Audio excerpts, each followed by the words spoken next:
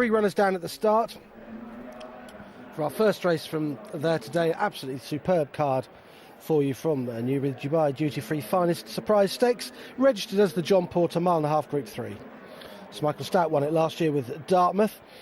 This year he has the favourite midterm 11-4, Dal Herald 9-2, 5's Cremy Tatar, Muntaha 5's 30-2 Chemical Charge, 11 second step, 12's Dylan Mouth, quarterback 66-1. 8 run here, Nick Luck and James Willoughby at Newbury for us. A warm-ish favourite in mid-term here for our opening race, the Group 3. James Willoughby alongside me has had a chance to have a look at all of these in the paddock. Any notes on that before we head into the race proper? Yeah, I thought mid-term had made good physical progress, developed into a really strong-looking 4-year-old, carrying plenty of condition, as he did last year. I think that this is a race where something's got to step forward, because their form at the moment is slightly less than many of the reputations they have. And there isn't a standout on form. And mid-term's a bit of a tepid favourite at 11-4, I would say.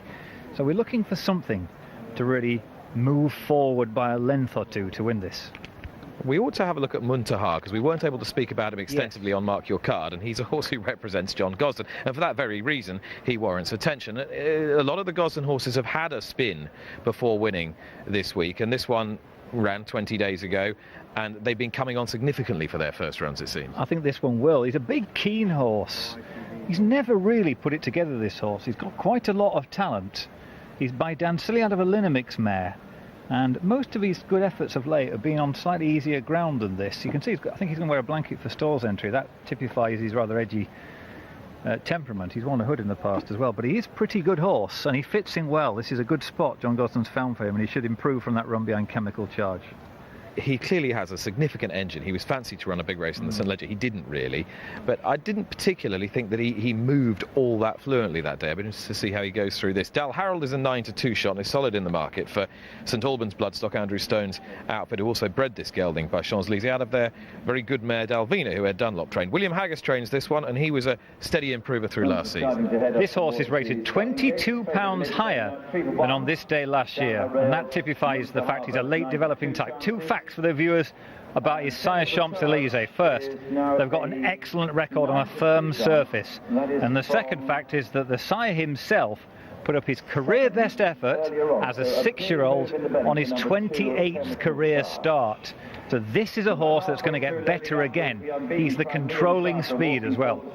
Chemical Charge had a frustrating time of things last year, but he made no mistake with Oisin Murphy up when winning last time. Cheek pieces go on, and it'd be really interesting to see how Rafe Becker can get him to progress as a 5-year-old. Yes, because so far he's had a class ceiling. He's bumped his head on it a few times. He was found a good spot first time out, but Rafe was not necessarily that happy with him, so he's reached for cheek pieces to try and crank a few more pounds out of him, necessary to break through at this level. Midterm, who this time last year was one of the favourites for the Derby, goes forward for the John Porter. Here's Ian Bartlett. They're off. A race with a 1.5 miles. Second step in the orange and yellow, just for a stride or two, is a bit slow to get going, as the bronze jacket of Dal Herald, one of the first to show. Although Frankie Dettori has Dylan Mouth in dark blue and yellow colours moving past him and into a clear advantage as they go through the early strides of the race. The best turned out winner, quarterback, is in the red and white jacket and holding third place, in the blue colours of Muntaha follows. And then comes Crimean Tartar, a dark jacket and red sleeves. He's about a neck ahead of Chemical Charge. Orange sleeves of second step is length and a half behind those, and midterm is the back marker as they move down towards the end of the back straight in the final mile. Frankie has kept Dylan Mouth wide of the others with the yellow cap, shows in front though as he comes to the end of the back straight. Dal Herald and Pat Cosgrave is in second place, and the others content to let them get on with it. Pat Dobbs on quarterback in the red and white jacket holds third position as they swing left-handed. There'd be a 2-length gap at least, maybe a bit further, to Jim Crowley on Muntaha holding fourth. Then Oisin Murphy on the gamble of the race. Chemical Charge is around the outside of James Doyle and Crimean Tartar. Jamie Spencer on second step, and Ryan Moore on the favourite midterm with the pink cap just easing ahead of him. Are the last couple of runners as they move past the halfway stage and they're on towards the home turn. Dylan Mouth, maybe 2 lengths ahead. Dal Harreld swings along nicely in second position. Quarterback's about 3 lengths behind those as they move into the straight. Muntaha continues to hold 4th position. He's trapped by Chemical Charge. And then Crimean Tartar against the running rail. Midterm is then about a half length ahead of Second Step at the rear of the field. As they head then down inside the final half mile, now the 3-pole will shortly come up, and it continues to be Dylan Mouth bowls along in front. Midterm just pushed along towards the left there, but gaining. Chemical Charge is making significant progress through the field now. He's disputing second position with Dal Harreld. The blue jacket and Muntaha between those. Quarterback is next, and then Crimean Tartar from Midterm on the extreme left, and Second Step behind those. Chemical Charge has taken the advantage though, with just over a furlong to go. Muntaha in second position. Behind those is Dal Harreld, and then Second Step is running on well. Chemical Charge and Ashim Murphy in front. Second Step though with the orange sleeves coming at him. Muntaha the blue jacket as well. Muntaha and Jim Crowley have led late to win. To Chemical Charge behind those Second Step, Crimean Tartar and Midterm. Muntaha's got up late on for John Gosden, and Jim Crowley, son of Dan Silly, has won the Dubai Duty Free Finest Surprise Stakes. Really good novice chase coming up in air. 2.5 miles is the trip here. It's a grade 2, 18 fences for 5 of them to jump.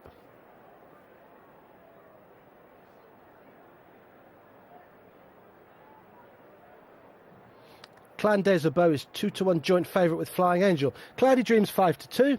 Vinval is 8-1 and 16-1 Old Grangewood. Yeah, really good future champion Novices chase. This again has been won by some really good horses down through the years. And there is Clan des Obeaux, who has won about a month ago at Exeter. Got a rating of 150 for Paul Nicholls and for Sam Twiston-Davis. And I just had a quick word with one of the co-owners, Sir Alex Ferguson, who's here, Mark, and well, as you would expect given the price, expecting a big run. Yeah, and you can understand why. He's rated 150, as he says, won twice over fences. He looked really good early season when he won at Newbury. He hasn't quite progressed in the manner you would expect, but he missed Cheltenham, he missed Aintree, so he's relatively fresh here, and Paul Nicholls has won this race 6 times. Yeah, including last year with Le Mercury, Dave. And it's been a really interesting market. This Clan des Obeaux apparently was 7-2, which is probably too big a price, but he's still been a market move, and he's joint favourite now with Flying Angel, who's held rock solid. But there's been a sort of inverse relationship between Clan des Obeaux shortening up dramatically and Cloudy Dream drifting out, and he's considerably bigger than that 5-2 on exchange as Cloudy Dream. And I think a lot of people are just wondering about that Aintree run last time out, whether he did just slightly not help his jockey going. He's been a consistent horse at the highest level in novice chasers, but just that line of 2s by his name is making punters think that maybe at the top level he doesn't quite deliver. Yeah, and one of them was when second in the Arco to Altio. Yeah, ran really well that day. He chased home Altio, who was beaten 6 lengths, went to Aintree. There just appeared to be no excuse at Aintree. He was delivered at the perfect time by Brian Hughes, and he didn't win the race. So I'd just like to see him go and win one of these decent prizes. He's been knocking on the door all season. So, I was just going to say, and it's just come up on the screen, Flying Angel is emerging as clear favourite now. They're off in the Jordan Electrics Limited Future Champion Novices Chase, and Flying Angel jumps off in an early lead over Clan des Obeaux with the blue cap. The grey Cloudy Dream racing on the far side of the Inval, and Old Grangewood in the sheepskin noseband last of 5 as they take the opening fence, and all handled it safely. So across the back straight for the first time, Flying Angel and Noel Feely giving a lead to their 4 rivals. He's gotten a little tight to the second, put himself right, Flying Angel, ahead of Clan des Obeaux on the far side. Then the Inval, who's under heavy restraint. Cloudy Dream last but 1, and at the tail of the field, Old Grangewood. First of the ditches, safely behind them now. And Flying Angel leading Clan des Obeaux with 2 more to take over on the far side first time. The Inval continuing to go with a degree of enthusiasm just behind the leading pair, Yellow Jacket, and then Cloudy Dream, and finally Old Grangewood. Clan des Obeaux's just been a little inclined to shift out to his right over the early fences, This is the last of them in the back straight first time. Again, he did so marginally, but virtually joined Flying Angel in the process. The Inval on the descent is a couple of lengths away, tracked by Cloudy Dream, and Old Grangewood in the hands of Harry Skelton waited with as they reach the crown of the turn. So Flying Angel seeking to give Noel Feely only his second ever air winner, and the first of them came in this race 13 years ago. Flying Angel at the 6th. From Clanders Oboe out wide, the Inval, trainer Nicky Henderson seeking a third success in this race, and then Cloudy Dream and Old Grangewood. All 5 safe enough there. Now they're about to encounter the second of the ditches. Flying Angel, Clanders Oboe on the near side. The Inval landing a couple of lengths away, and then Cloudy Dream and the nose banded Old Grangewood. Last up the straight, fence 9, approaching halfway, and Clanders Oboe, despite edging right at his fence, this has taken over. Jumped boldly there. Really was a spring-heeled leap from Clanders Oboe. Strides on under Sam Twiston Davis, aiming to give Paul Nicholls a 7th future champion success. Flying Angel now happy to track him into the turn. The Inval 3 lengths away, and Cloudy Dream, the grey, racing wide of Old Grangewood. Through the halfway point, and the lengthy approach to the first of the 5 fences in the back straight once more. Clanders Oboe in pursuit of a third win over fences, pushing the pace along here from Flying Angel. The Inval in third, on the back of his runner-up effort in the Hillhouse Quarry Chase yesterday afternoon. Cloudy Dream, old foe of Flying Angel, waited within 4th, the grey under Brian Hughes, and Old Grangewood and Harry Skelton still last of the 5-strong field as they get to fence 10. Clanders Oboe, big leap, again out to the right, leading his 4 rivals. Flying Angel still heading their pursuit from the Inval. And then Cloudy Dream and Old Grangewood. Clanders Oboe came more alarmingly out to his right there, and Cloudy Dream made a mistake at that one and landed steeply. Another open ditch coming up to them, halfway down the back, so Ramada travel. Clanders Oboe, how does he handle this one? Spies it some way off, jumps it boldly, if out to his right. Flying Angel steering the straighter course close to the rail, slipstream by the Inval. And then Cloudy Dream, and finally Old Grangewood. 6 out. Clanders Oboe again shifting right-handed from Flying Angel. The Inval under a patient Jerry McGrath, yellow jacket, right in behind the leading pair, then Cloudy Dream and Old Grangewood. Last on the far side, 5 from home. Clanders Oboe, Flying Angel hit it hard. A remarkable recovery from Noel Feely. He's up round the gelding's neck, but he kept his seat. He's lost a couple of positions. He's only 5 lengths off Clanders Oboe, however, as they begin the descent for home with 4 left to jump. So Clanders Oboe, who's been spring-heeled and exuberant at most of his fences, but has been jumping away to his right, is now stalked by the Inval. Cloudy Dream has made steady progress into third. Then Old Grangewood, and after that serious blunder, Flying Angel is last, and Clanders Oboe is about to be tackled by the strong travelling the Inval. Here's the third last. Clanders Oboe, the Inval on the right joining him. Then Cloudy Dream and Old Grangewood, 2 to jump in the future champion Novices chase. McGrath sitting quietly on the Inval. Twiston Davis niggling on Clanders Oboe. Cloudy Dream only 2 lengths away, and then Old Grangewood. Down between the final 2 fences they come, and the Inval moves on here. Cloudy Dream is moving up to chase him. Clanders Oboe looking held. The final fence, the Inval gets in close to it. Cloudy Dream now draws up sides him, delivered late by Hughes. The grey pokes his nose in front, moves the length clear, extends it near the line, and Cloudy Dream draws away to win the future champion Novices chase. A stellar season for Brian Hughes continues. The Inval in second, Old Grangewood and Clanders Oboe chase them home.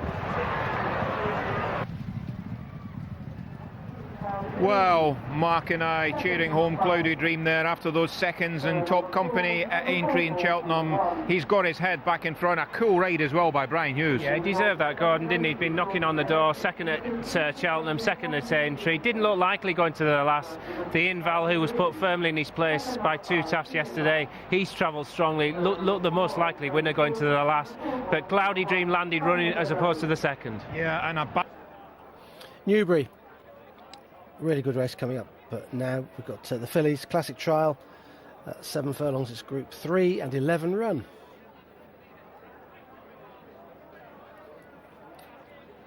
Dabia is the 6-4 favourite, drifting a bit. 4-1 Queen Kindly, Rain Goddess 7s, 8s Promising, Glitter Girl 11s, 16s and bigger the rest. Niall took a look at some of these in the pre-parade. Runners in the paddock for the Dubai Duty Free Fred Darling. There's number 8 Queen Kindly, daughter of Frankel out of Lady of the Desert. A really good juvenile year when winning the Lowther. I suppose today she's got to prove if she's going to stay this far. Jimmy Spencer, who built up a good rapport with her last year, is once again on board, and Richard Fahey, trainer, is just saddler. She looks fantastic. Yeah, look, we're very happy. Big day for her. We'll find out whether she stays or not. So that's the thing. It's hopefully if they go a nice gallop, you will learn plenty. Yeah, look, it's an ideal. The owner was very keen to come here, and I'm delighted we're here. You know. If she does stay, she could be pretty smart, so we'll see. She done well so far last season in her juvenile year. You've been happy over the winter? Yeah, look, she wasn't very big last year. She has grown. It sounds silly, and she's a great big back end on her. I mean, she's got loads of speed, so we're sort of saying sprinter, but you never know. We'll find out. We will. Cheers. Lovely to hear from Richard Fahey there with Niall. There is Queen Kindly going to post. She's not huge, as Niall was saying, but she's chunked up a little bit. This speedily bred daughter of Frankel, and the big question today, as Richard Fahey has pointed out, is we're going to find out a little bit more about the extent of her stamina, James Willoughby. Well, she shapes like she will stay. She finishes, or can finish, her 6 furlong races pretty strongly. On pedigree, though, her dam herself didn't get 7 or a mile and showed improved form later on in the season, winning the Diadem. We were both saying, were we not, that she hasn't done too badly at all physically, and she looks very well, so she'll need to accept restraint. Dabia will be the controlling speed here. She'll have the run of the race up front, so Queen Kindly will be trying to run her down late. And Dabia is trained by John Gosden, so as in the first race, should we just keep this simple? Well, that horse in the first did have a decent chance of winning any time of year, and I think Gosden will just going to have a good season rather than just being in form or anything. I think he'll continue the good work all year. I think he's got a lot of really good younger horses, and Dabia is a horse he'll be hoping makes progress from last year. She ran 3 times, she won 2. She beat a few non-entities, really, with all due respect, as they say, on soft ground in a conditions race on a second start, and she ran a big race in France in the Boussac, just 1 down in the last 100 yards, so dropping back to 7 will really suit her. I personally think, I know people disagree, people think Queen Kindly, generally handicappers think Queen Kindly's got better form. I think Dabia's got better form myself. I think that French race is really strong race, so we will see, but I'd be in her camp. She's cantering down to post behind the all-navy silks of Sue Magna, and they're supported by Ryan Moore on Rain Goddess, who's a daughter of Galileo. She had a spin a couple of weeks ago, for which she ought to be a little bit better, and her winning debut came for the now retired David Watchman. Again, it's Ballydoyle representation in a race with a colt or filly, in this case a filly, that you think is a little further down the pecking order than their florally named stars Rhododendron and Hydrangea. So it's kind of a nice exercise whether she wins today or not. It's a very good point. A marker horse, yeah. And if she can win or go close, it'll give the stable confidence. She's smallish, but well formed, and she's got ability. And this is a typical rabbit out of a hat profile horse for O'Brien, this horse. She hasn't really had a full chance to show. She won on her debut, and then a lot of O'Brien's horses can make gigantic progress, and that was on an easy surface as well, and she simply has to be better on fast ground on breeding, so this is her first chance to run a figure. You and I have said it countless times over the last decade and a half or so working together, for all there was a large hiatus in that period, that one of the great things that marks Aidan O'Brien out is his lack of fear when it comes to campaigning horses, and his being unafraid to have horses defeated, because he knows that there's other days and other days that perhaps matter more further down the track, and defeats are all part of a horse's education if they move in the right direction from them. Well, I think he has an instinct for which horses can get beaten and which can't. When I went to Ballydoyle years ago, he took me to one side and kept telling me about the dark side, not my own personal dark side.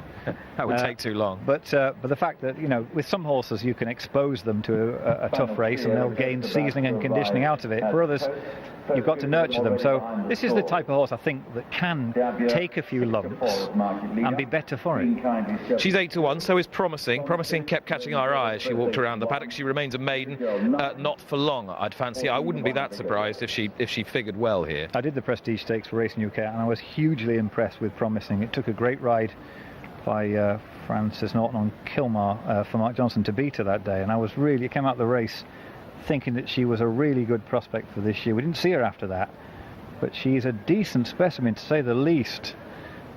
She has a really nice physique, and yeah, well, she'll definitely win a maiden at some point without any doubt.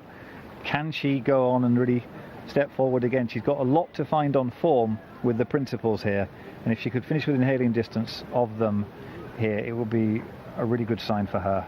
Dabyar 6-4, 7-2. Glitter Girl is relatively strong in the market. She had lots of experience as a juvenile. She's only rated 101, so she's a fair way behind Dabyar and Queen Kindly at this stage. But this time of year is all about improving. It's a question of whether you think she's exposed or whether you think there's more to come. I think she's exposed myself, but I'm prepared to be wrong. She's a sleek, athletic specimen, and she can slide along up there, which is potentially a problem for Dabyar. Frankie Dettori might find he takes a lead from her. She's drawn 11, which is over towards this stand side, which the better ground has been found at over the 2 days, although the first winner, of course, raced close to the far side.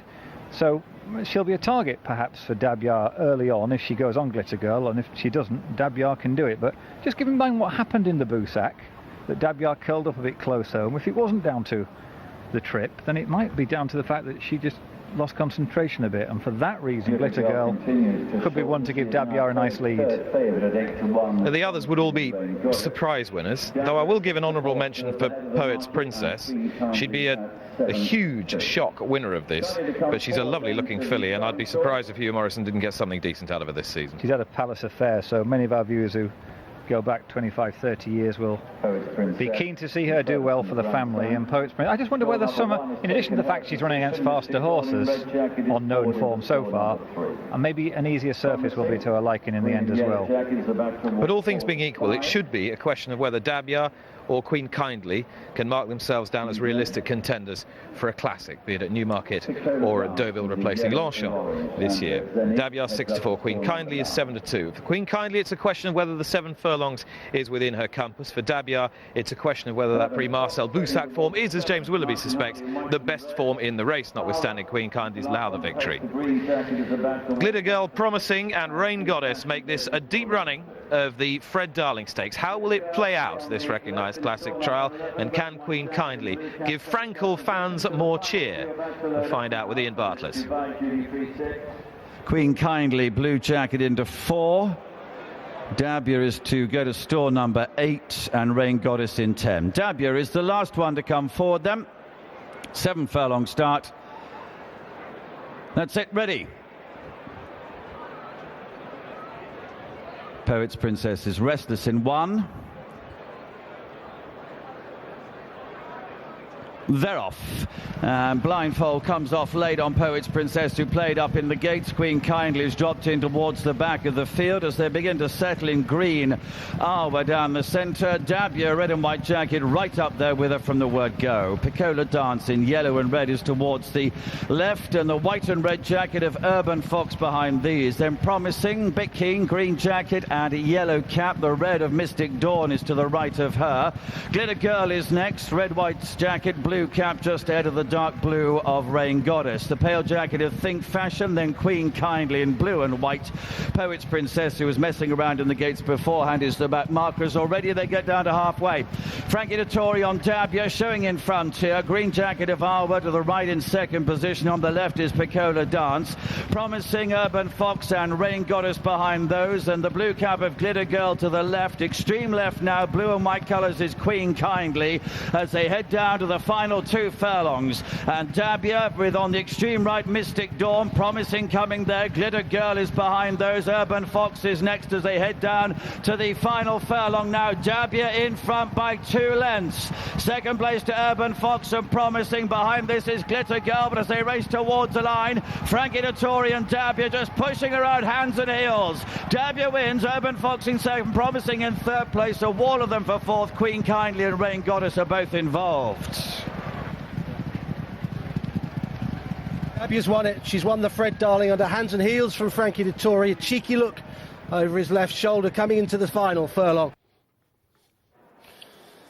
It's time for the Scottish Champion Hurdle now. 2:45, Grade 2 event, 9 hurdles to jump, over 2 miles, 16 runners.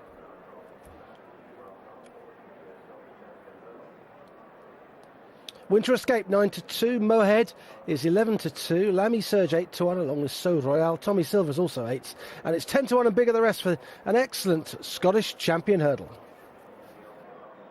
Well, what an interesting race we have for the Scottish champion hurdle, Mark, and possibly the key race might be the county hurdle at Cheltenham. Every chance here, Gordon. 7 of the 16 line-up reoppose each other. Lamy Surge, he came out on top on that occasion. He finished second behind Arctic Fire. Personal preference will be for Winter Escape, who I think will be suited by the flatter track today. He likes good ground, and I think he's only up a pound for his last run. Any market clues, Dave? Yeah, just to say that I think those favourites are going to turn round. Mohead has definitely been the strongest back all morning. Winter Escape, he wasn't moving at all, but just in the last couple of minutes he's developed a pretty weak tone in the market. I can't see how they're not going to be either joint favourites or Mohead favourites. And the other horse that's very, very weak, surprises me given how easily he won at Liverpool, is Chesterfield. It's showing 14-1 there, but it's been bigger than 20 on exchanges. Alan King's other runner, Mark, got champion hurdle form and a handy £10 claim from Kevin Dowling. Yeah, Skew Royale, who's started the season well with a couple of wins at Cheltenham and at Wincanton, won the elite hurdle, 6th last time out, beating around 13 lengths in the champion hurdle. He's a horse who likes to come off a strong gallop. Ground should suit him. Even though he's only had 5 runs this season, he has been on the go a long time. He started his season mid-October. 9-2 then, this favourite, Winter Escape, who's had a fairly light campaign, and as we said earlier on, it's a race that's been won by some real hurdling stars going back in the day, the likes of your Sea Pigeons and Comedy of Errors. It looks as if they're very keen to get on to things. I think we're running bang to time here for the Scottish champion hurdle. A limited handicap over 2 miles. Let's go back to Stuart. And as we close in on the off time, they go 5-1 joint favourites late on, Winter Escape and Mohead, 7-1 bar the 2. Runners beginning to edge towards the starter now, who is still probably at least a furlong away from them. And just making the turn out of the back straight. Starter on his rostrum on the crown of the bend at the 2-mile starting point.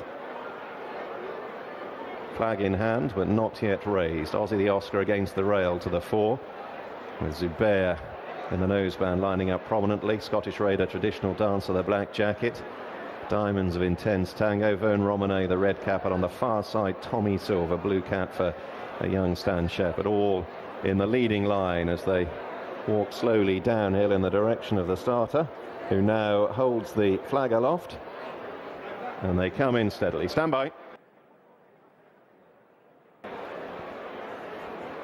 They're off for the 2017 QTS Scottish Champion Hurdle. Grade 2 contest, first run in 1966, and the white-faced traditional dancer, the Scottish challenger in the 16-strong lineup, leads early to Intense Tango. Aussie the Oscar on the far side, near side Tommy Silver. Then Vern Romane, the red cap, tracked by Zubair. London Prize in a dark jacket. Hawk High second from the left in the white sleeves and cap. They've all cleared the opening flight safely. Towards the rear early, Peace and Co, distinguishing white cap. Baltimore Rock in a pale jacket, and Lamine Surge in the green, also in the back third. Now over flight number 2, which they're all safe and sound. So sharply on to the third. The opening flights come up swiftly before a long run to the 4th. Traditional dancer on the right, Tommy Silver towards the left, and Intense Tango between them. Just about the leading trio as they touch down. So 16 runners go by a little more than 8 lengths as they head under the judge. A long run now to the 4th. Traditional dancer, the rail, working across to Intense Tango, Tommy Silver on the near side. Aussie the Oscar, maroon jacket, is close up in 4th, and then Zubair, the white cap, to Vone Romane. So Royal, red cap right around the inside, the green jacket from Hawk High Chesterfield out wide. And then London Prize, Winter Escape in the McManus hoops, weighted with towards midfield in advance of Baltimore Rock. Lamine Surge covered up against the rail alongside Bertinol, the hoop sleeves. Mohead in a starred jacket is next to him, and Peace and Co is just about last of this well-grouped field as they head away towards the first of the flights over in the back straight. So Traditional Dancer leading Intense Tango, and Tommy Silver on the far side of the leading trio. Aussie the Oscar riding behind him in 4th place. Then Zubair, a blue and white jacket, working across to Vone Romane, Hawk High widest. Chesterfield buried away. So Raw, red cap on the near side of Winter Escape and London Prize. Baltimore Rock in a pale jacket to the head. Then Burton on the pink and purple, followed over by Lamine Surge, and Peace and Co continues to look on from last place. Approaching halfway then in the QTS Scottish Champion Hurdle. Traditional Dancer and Henry Brooks still with a small lead over Intense Tango, hurdling fluently in second. Slight error there from Baltimore Rock in the back four. We've got one more to jump over on the far side. This is 4 out. Traditional Dancer from Intense Tango, Tommy Silver, the blue cap, Aussie the Oscar, maroon jacket for the champion jockey on the near side, and then Von Romane, Hawk High. Another error there from Baltimore Rock. London Prize in a dark blue jacket is edging closer as Winter Escape in the hoops makes progress, but just had to be checked back off heels there. Had to be reined back off the heels of Von Romane as they begin the descent for home. Still over half a mile to travel and 3 to jump. Traditional Dancer leads a well-grouped field. Aussie the Oscar, the rail to Intense Tango, Tommy Silver. Zubair in the blue and white, and then Von Romane, So Raw, red cap right around the inside from Winter Escape Bertibont.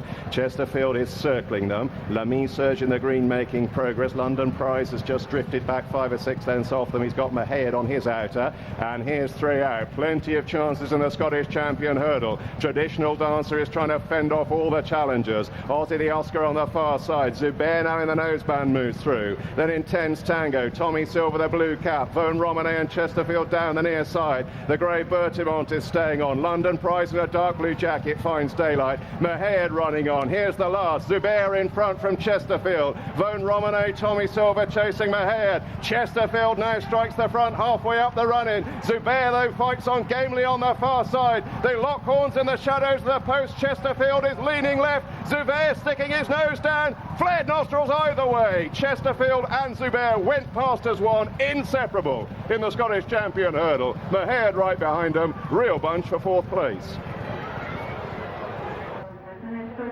Photo finish to the Scottish Champion Hurdle, and it might favour this side. Chesterfield, Zubair on the far side, Dave. That's the way the flash across the line. The market's told you it's very strong. It's about 1.03 the Chesterfield has won, so it looks like it's won. And if it hadn't have won, I'd like to see it again, because I'm convinced that there was just a moment, perhaps 50 yards from the line, where he might have got struck with a whip or something, because he just hung fire slightly, and I thought that was going to enable the photo finish for first place. Get up and beat it, or him not to get up to beat Surveyor.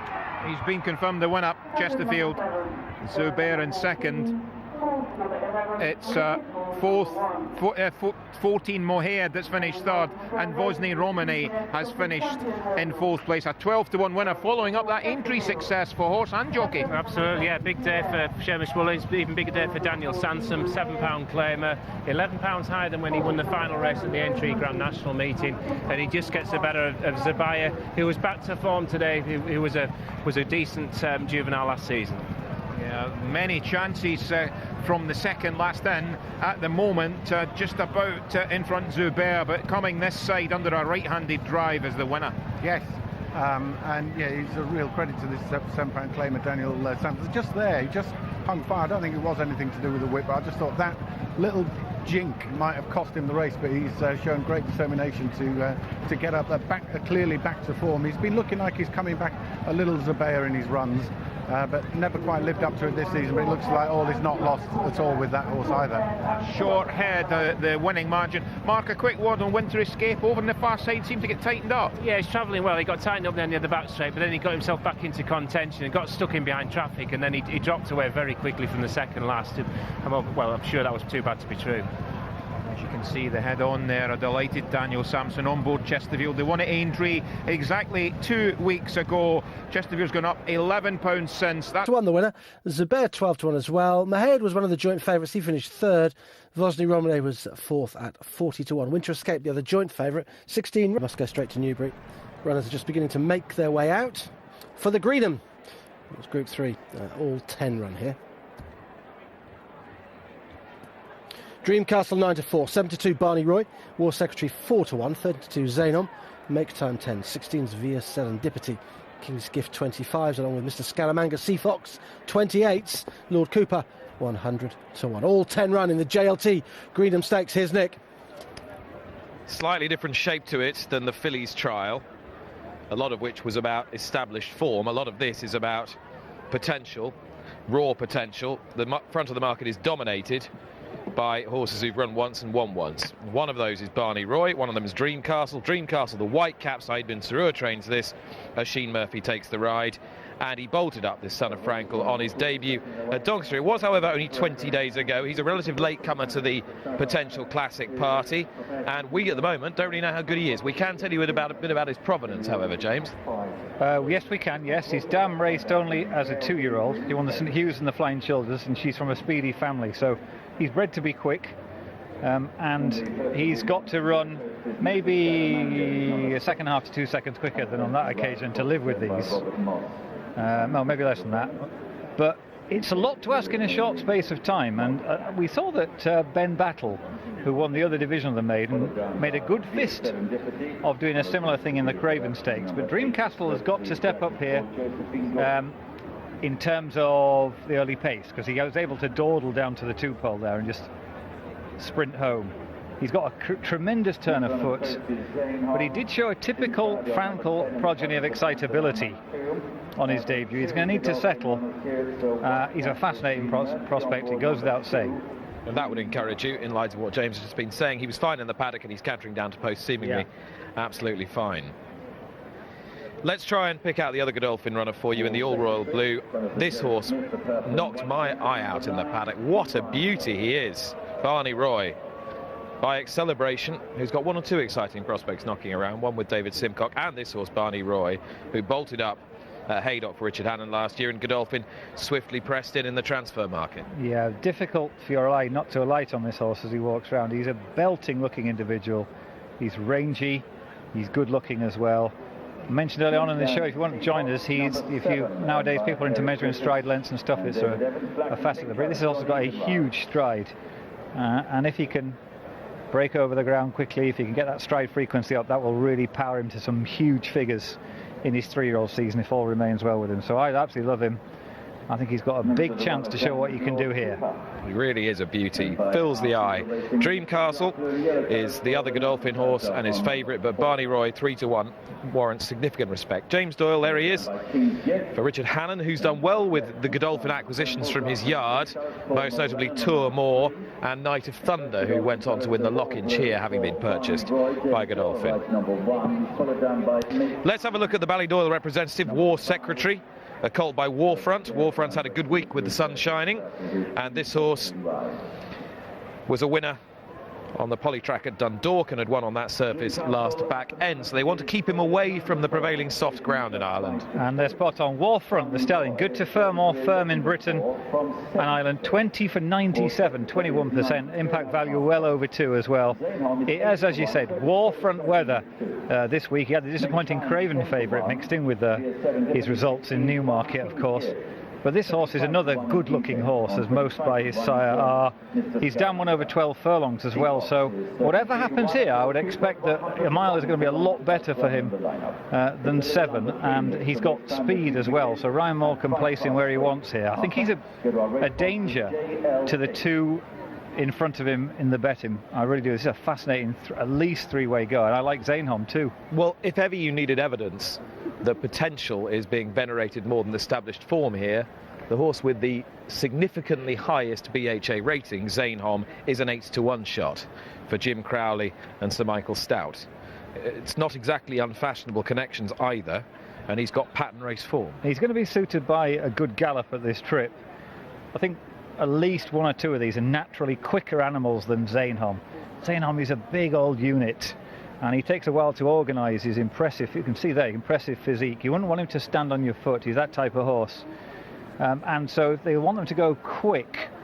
So I think probably he's going to find this on the short side, Nick, and a mile for him will see him run a lot better than he does here this afternoon. Can Sussex-based trainer David Menuisier become a giant killer at Newbury on Greenham Day in the Greenham Stakes? He might just do so with Make Time, who was very impressive at Salisbury in what habitually is a good race. He posted a good speed figure, but it was on soft ground. Well, I love McPhee because he upgrades his stock. The stock are better than their mares on average.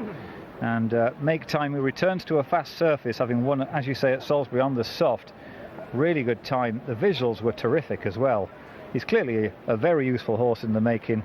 Can he cope with these? I'd have my doubts, but I do respect his talent a lot. And I think the racing public even hardened flat racing enthusiasts warm to the idea of more people getting involved at the top table. We saw it with Martin Meade's Eminence in the Craven Stakes the other day, went down very well. And here we've got David Menuisier, a smaller trainer for Gale Brown Racing. Gale has run syndicates for a number of years with John Dunlop, and now with David and Amanda Perrett and other local trainers, and she and her syndicate members could just about to be enjoy the biggest day of their lives. I think the most important thing, though, I get where you're coming from, but I think it's a bit more of a jump-in thing. That I think we don't really care deep down. It's about the horse in flat racing. The people are just, rich people playing, having fun. That's why I said it, because I knew it would irritate you deeply. Wait a minute. But the point about Martin Meade is he is very good at training horses, and I think that's the interesting bit about it.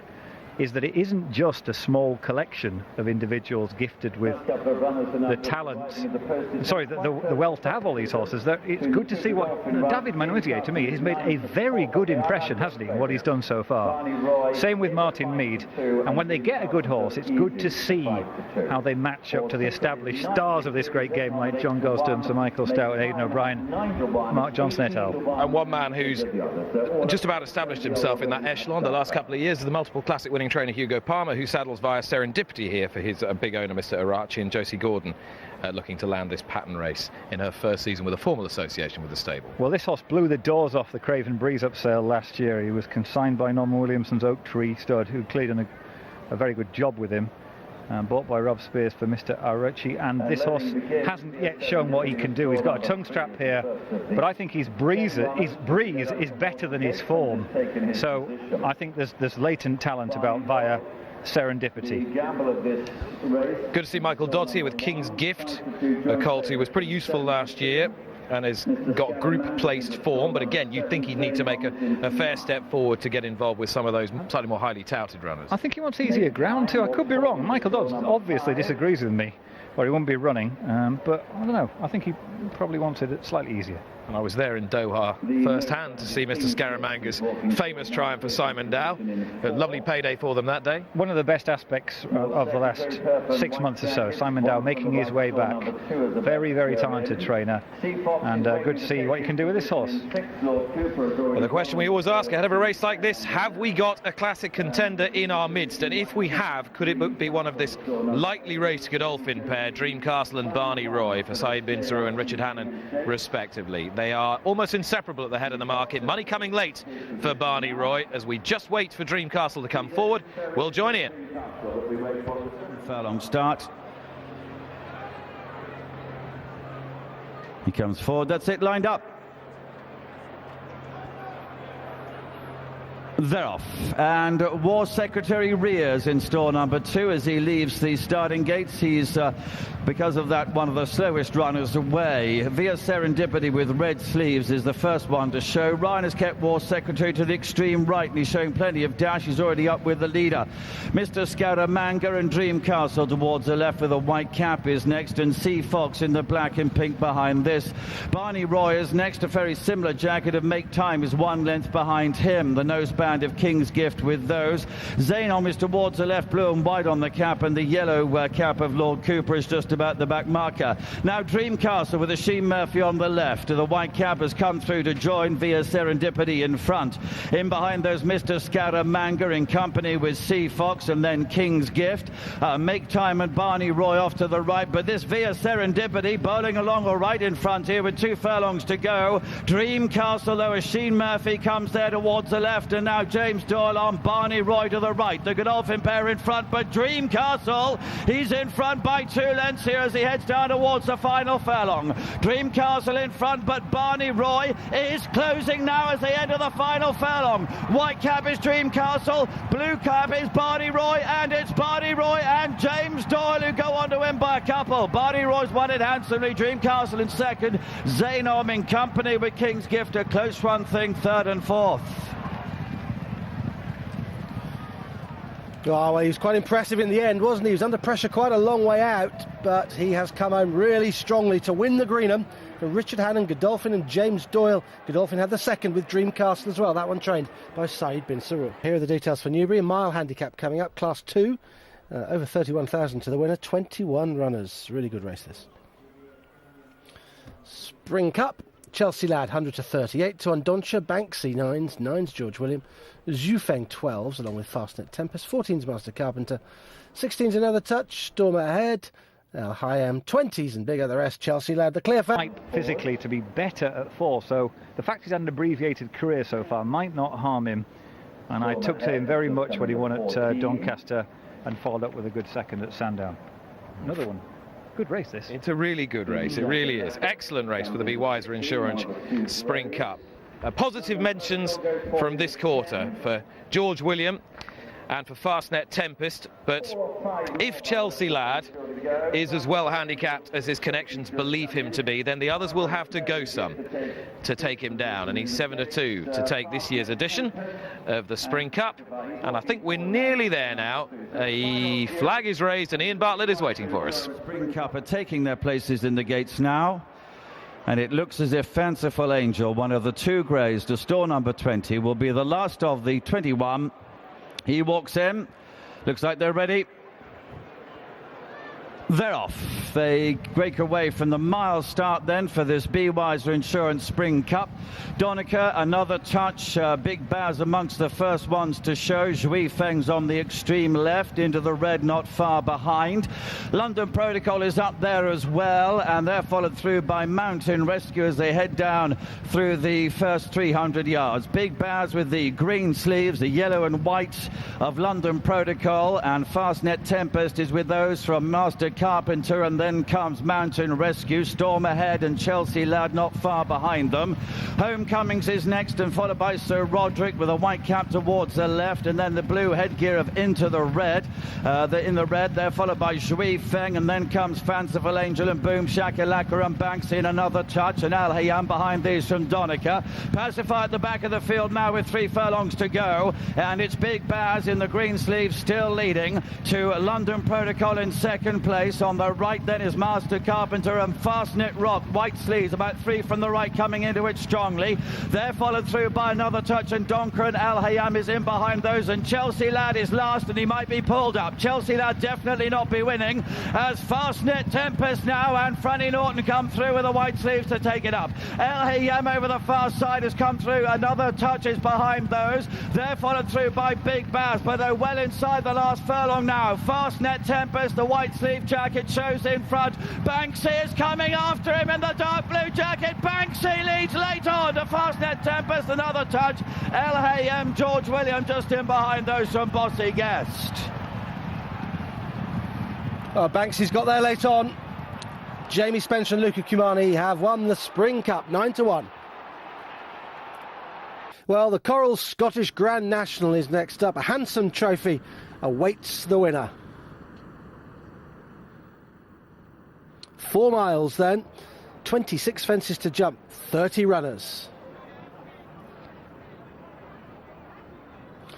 And Vicente is the favourite here, last year's winner. He's 9-1. Southfield Royal's been backed into 9s as well. 10-1 Sugar Baron, Arpege de Lane 11s along Premier Bond, 14 Shotgun Paddy and Vintage Cloud. 16s and bigger the rest for the Coral Scottish Grand National. And just confirming that the first 4 will be checked over after the race and make sure that they're pretty cool before coming back into the winners' enclosure. So we're not sure if the first 4 will end up in the winners' enclosure. Hopefully they will, once they've been given the all clear by the team, the veterinary team here at Ayr. OK, Dave, all of a sudden it's 9-1 joint favourites for the Scottish National. It is, and on exchanges it's a couple of points bigger. It's hard to name what is going to go off favourite. But the one thing that's been very weak, Premier Bond was favourite in just about every list this morning for Nicky Henderson. But of the Nicky Henderson runners, it's the de Boinville ride Sugar Baron that's attracted support late on. And Mark, last year's winner's one of those joint favourites, Vicente, now back on 146, the same mark he won off 12 months ago. He is, he's back to a favourable looking mark. The ground's come right for him as well. He's a better horse on a decent surface. Unfortunately, in the Grand National at Aintree last time out, he fell at the very first fence, so in theory he's a fresh horse. And the race had yet to develop at Cheltenham in the Kim Muir when Southfield Royal came down about halfway. Yeah, that was unfortunate for him as well. He came down at the 8th or 9th fence. He'd had a wind operation prior to that. Noel Feely back on board, first time since he rode him in the Feltham Novice Chase a couple of seasons ago.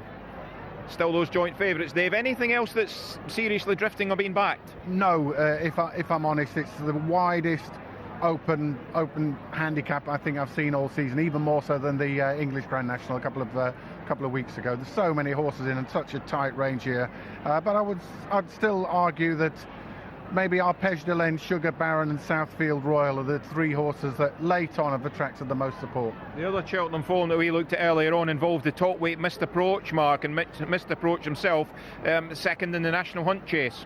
Yeah, he'd only had, I think, a handful of runs over fences this season. One win, that was at Lingfield in testing conditions, but he coped with a quicker surface when he had cheap pieces on for the first time at the festival. That was in the 4-miler.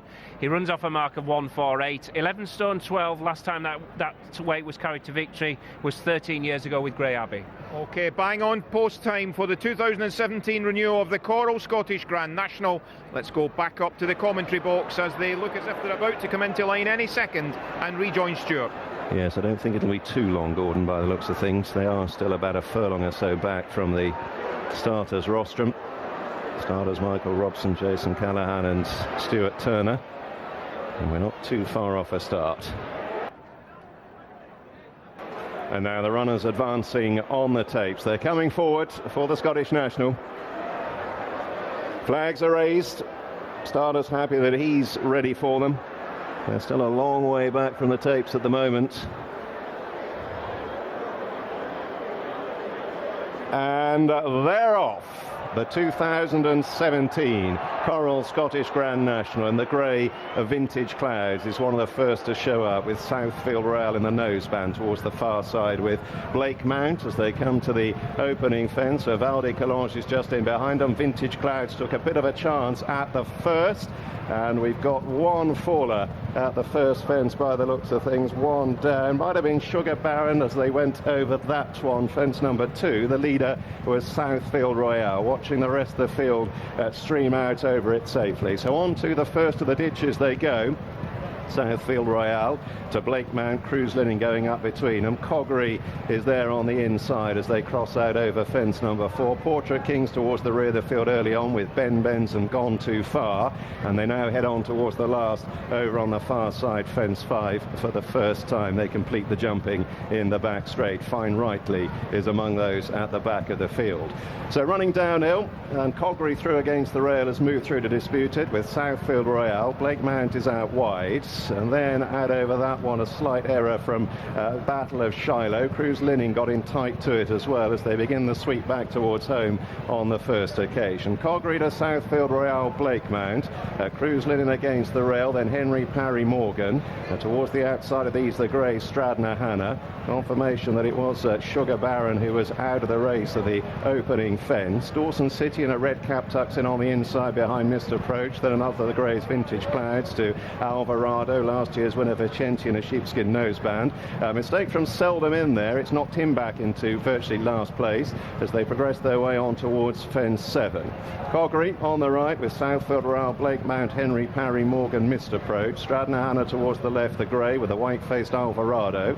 Working across to another of the Greys Vintage Clouds, and Mr. Approach and Cruise Linen tucked in against the rail with Dawson City just in behind them as they step over the open ditch in the straight. Seldom in was the last to take it. Fine Rightly is well back with Dancing Shadow, Firebird Flyer, Ben Ben's Gone Too Far. Father Edward also well back. Premier Bond and a pale blue jacket is in the back third as they cross out over fence number 9. Leaders have taken it safely. All those that remain are over it safely. And up ahead, Coggery on the inside of Southfield Royale. Blake Mount and the pale jacket is out wide. Then Stradner Hannah, Mr. Approach, Cruise Linen, Henry Parry Morgan. Alvarado, Raw Blue Jacket. Vintage Clouds, another hero race next to Dawson City Lessons in Milan. Another Greys Arpège de Laine with Vicenti racing out wide from Trust and Times. And then Vivaldi Calange down on the inside, an orange cap, followed by Portrait King, who races slightly worse than mid-division. Alco also slightly worse than midfield, with Man with Van out wide from Shotgun Paddy. And then towards the rear of the field, Dancing Shadow. Seldom in continues to be just about last of all. Fine Rightly is towards the rear with Ben Benz and Firebird Flyer. And Premier Bond is still in the back third of the field as they complete a circuit. Battle of Shiloh has lost a bit of ground. So bypassing what would have been their 10th fence, they move on now towards another plain one before the third of the ditches. And it's Coggery with Southfield Royale Blakemount, Stradner Hannah on the far side, and then Henry Parry Morgan in a maroon and yellow jacket. Coggery just ahead on that occasion. Seldom in again was the last to take it, and Premier Bond is getting a couple of sharp reminders towards the rear of the field. He's only got 2 or 3 behind as they come to the ditch on the far side for the second time. Coggery, Southfield Royale, Arpège de Laine was pulled up quickly there before jumping the ditch. Arpège de Laine is out of the race, and it's still Coggery with Blakemount and Southfield Royale. Stradner Hannah the grey on the far side, missed approach in the cheek pieces just behind the leaders. Seldom in continues in last place. Premier Bond is now only just in front of him. Fine Right is only got 2 behind him. Ben Benson gone too far, well back with Father Edward as they clear another plain fence on the far side, watching the stragglers get over it, and again Seldom in was the last to land. So descending from the back straight for the second time, they pass through the halfway point in the Coral Scottish Grand National. Coggery against the rail, Blakemount out wide, between them Southfield Royale in the noseband, then Cruiselin in a blue and yellow jacket, working across to missed approach Henry Parry Morgan, Stradner Hannah, Lessons in Milan the red cap to another hero vintage Klaus Trust and Times Alvarado, then Vicenti and Alco, a pair of former winners racing side by side, from the Grey Portrait King, and then Dawson City and Battle of Shiloh from Vivaldi Collage. Seldom in is completely tailed off as they take the second one up the straight second time around. Premier Bond is toiling on at the back of the field, but he doesn't look to be enjoying it very much. Fine Rightly is still weighted with as they come to the ditch in the straight for the second time, and Coggery was just ahead on that occasion. So on now towards the phone switch, and a circuit's time will become the last in the Coral Scottish Grand National, and Coggery and Jamie Bargery just leading to Blakemount and Southfield Royale, with Cruiselin and champion jockey Richard Johnson on the far side. Vivaldi Collage made a bad mistake. Seldom in has been pulled up, and it's Coggery who leads to Blakemount in second, and Southfield Royale is third, and Stradner Hannah 4, and then Cruiselin on the inside 5 from Missed Approach, followed by Henry Parry Morgan, another hero right around the inside to Lessons in Milan and Alvarado. Vicenti and Alcoa next, being followed by Trust and Times, and then Portrait King from Battle of Shiloh. Then towards the midfield cluster, Dancing Shadow, followed by Dawson City and Gone Too Far, and Ben Benz and Firebird Flyer. Fine Rightly and Father Edward and Man with Van, and then Vivaldi Collage and Premier Bond is still toiling on at the back end of the field as Coggery leads them across onto the far side. From Blakemount, Stradner Hannah, Cruiselin on the near side. Once again, they will bypass the first of the scheduled 5 fences in the back straight, and they've now got 8 more left to jump in the Coral Scottish Grand National. So Coggery, Blakemount, missed approach on the far side in the cheek pieces, finds a bit of daylight. He moves up a couple of positions. Stradner Hannah and Southfield Royale are just behind them, and then Henry Parry Morgan. Alco made a mistake. Firebird Flyer made a mistake at that one as well. On now towards the open ditch. Missed approach, moving through under Lake Naspel, jumping on there from Blakemount. Bad mistake from Trust and Times, a worse one at the previous fence. Vivaldi Collage is getting even further behind, and it's Missed Approach who leads them at the next on the far side. He got in tight to it. Blakemount was back alongside him. A slight error from Alco. 1 or 2 of the others now beginning to cry enough. Coggery, though, is still in the thick of the action. Stradner Hannah on the far side. Vicenti out wide. Last year's winner is closing in the white cap. Then Henry Parry Morgan, Southfield Royale and Lessons in Milan as they now descend from the back straight for the final time. They've got 4 more left to jump. Shotgun Paddy is another of those who was pulled up, and it's Missed Approach who leads on the crown of the bend. Coggery red jacket in second. Vicenti, though, right around the outside. Then Blakemount, Stradner Hannah, Henry Parry Morgan, Lessons in Milan, the white-faced Alvarado, another hero up the inner from Alco, Baron of Shiloh over 4 out. Missed Approach was in front. On down now towards the third last. Vicenti, though, striding up out wide under Sam Twiston Davis. Coggery up between them, then Alvarado and Henry Parry Morgan, and Coggery was back in front of the third last. Vicenti, though, is still travelling powerfully, it would seem, in his bid for a repeat success. Then Missed Approach, Lessons in Milan, Alvarado and Blakemount over the last ditch. Coggery still with the advantage. Now Vicenti has to be ridden, trying to get on terms. Lessons in Milan in third, Alvarado staying on, and so too Ben Benz, the final fence in the Coral Scottish Grand National. Coggery just ahead of Vicenti. They come away up the run-in, separated by a length Cogri. Vicente, though, is inching closer, cutting back the deficit. Vicente and Cogri as they race for the shadows, the post. Vicente pulls it out the fire. Back-to-back wins of the Coral Scottish Grand National, and the Trainers' Championship is thrown wide open. Cogri in second, a real close thing for third place. Alvarado was involved, Benz was involved as well, and the stragglers are still coming in. He's done it again. Vicente's won it. It's been called. He's done it again. Sam Twiston-Davies for Paul Nicholls has won the Coral Scottish Grand National. He was the 9-1 joint favourite, and he's once again got the better of Cogri.